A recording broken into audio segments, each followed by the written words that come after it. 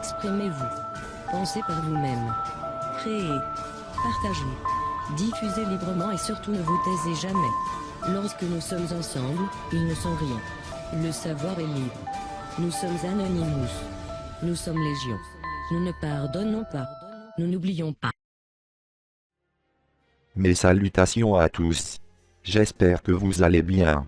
La guerre civile américaine atteint une sorte d'apogée alors que l'US Space Force commence à se venger de l'ISIS, Israeli Satanic Intelligence Service, pour avoir assassiné l'avatar principal du commandant en chef Donald Trump, selon des sources haut placées de l'US Space Force.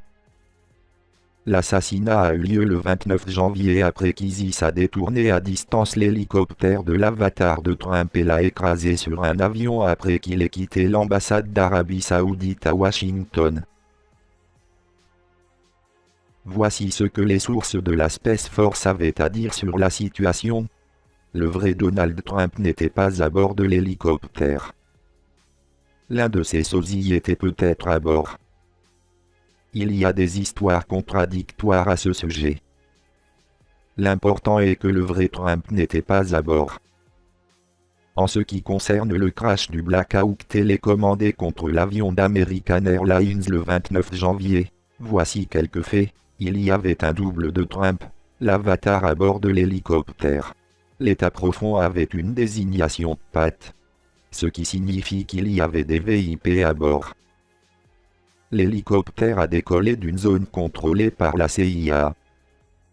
Il a été pris en charge par une télécommande et a percuté l'avion d'American Airlines.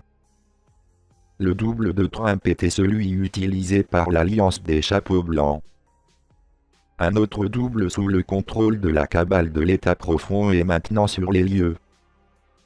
C'est la raison pour laquelle Trump a fait volte-face.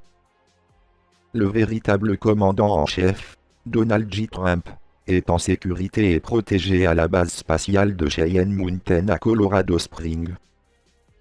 Sa famille est au courant de ce qui s'est passé. Ses principaux collaborateurs sont également au courant. Personne ne parle, car un ordre de silence a été mis en place.